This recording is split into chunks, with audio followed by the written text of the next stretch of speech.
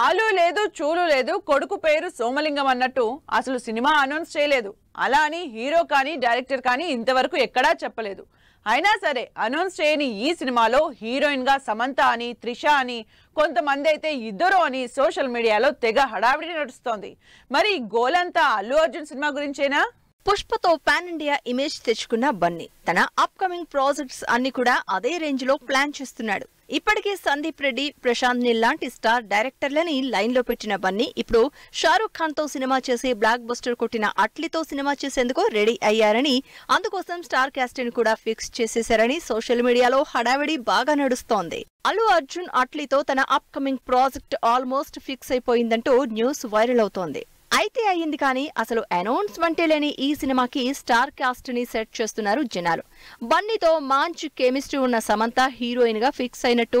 అసలు ఈ ఇద్దరి కాంబినేషన్ లో వచ్చిన 3 సినిమాలు హిట్.